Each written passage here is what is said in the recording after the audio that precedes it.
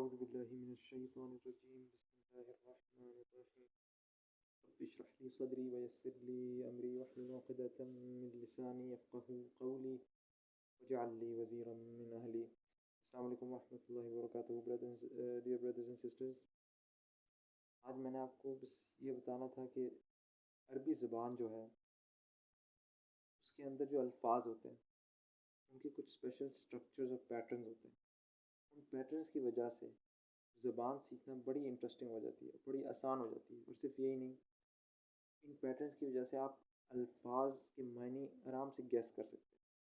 اور صرف معنی سے زیادہ آپ اس کے گیس کر سکتے، یہ بتا سکتے ہیں کہ کس قسم کا الفاظ ہے. تو مثال کے طور پر جس طرح آپ انگریزی میں کہتے ہیں ای آر لگا کے کسی کرنے والے فائل کو بتا سکتے ہیں. جس طرح پڑھانے والے کو آپ ٹیچر کہتے ہیں ای آر لگا کے، یا کرنے والے کو ڈوئر کہتے ہیں، یا کھیلنے والے کو پلیئر کہتے ہیں. تو ای آر لگا کے آپ سمجھ جاتے ہیں کہ یہ کرنے والا شخص. اسی طریقے سے عربی زبان میں بہت سارے وزن ہیں، آپ سے بہت سارے ایسے الفاظ ہیں آپ بتا سکتے ہیں کہ کس قسم کے الفاظ ہیں. مثال کے طور پر آپ ان کے وزن سے بتا سکتے ہیں کہ یہ لفظ جو ہے ماضی کا صیغہ ہے، یا حال کا صیغہ ہے، یا مستقبل کا صیغہ ہے، یا یہ کوئی آئیڈیا ہے، یا کوئی فاعل ہے، مفعول ہے، کرنے والا ہے، کوئی جگہ ہے، کوئی وقت ہے، کوئی انسٹرومنٹ ہے. آپ صرف اس کے وزن سے بتا سکتے ہیں کیا چیز ہے، ایون اگر آپ کو لفظ کا مطلب بھی نہ پتا. اور صرف یہ نہیں کہ آپ یہ الفاظ بتا سکتے ہیں، آپ اس کے اگر آپ ورڈ سمجھ لیں کہ اسٹرکچرز کس طرح کام کرتے ہیں عربی میں، آپ اس میں تمام تفاصیل میں بھی جا سکتے ہیں.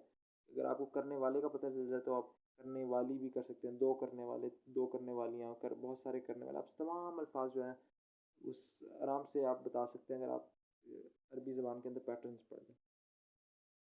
اس طرح ماضی حال میں بھی ایک کرنے والا، دو کرنے والے، تین کرنے والے، مذکر مؤنث، تمام چیزیں آپ بتا سکتے ہیں.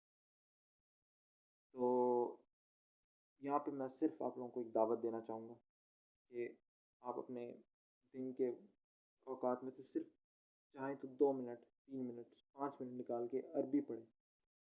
اور عربی پہلے اس کی گرامر پڑھیں، پھر اس کی ورڈ مورفولوجی، صرف اسٹرکچر آف ورڈز یہ پڑھیں. اس کے بعد آپ جا کے قرآن کی بلاغت پڑھیں. اور جب آپ قرآن کی بلاغت پڑھیں تو پھر خود اپنی آنکھوں سے قرآن کے اس معجزے کو خود دیکھیے، اس کے لنگوسٹک میریکل کو.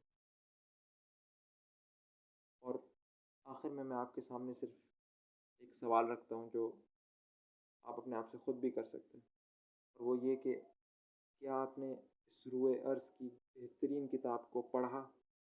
کیا آپ نے اس کو سمجھا؟ کیا آپ اس پر ایمان لائے؟ اور کیا آپ نے اس کے معجزے کو خود اپنی آنکھوں سے دیکھا؟ یا پھر آپ ٹی وی ڈرامے دیکھتے رہے؟ That's a soul searching question for you.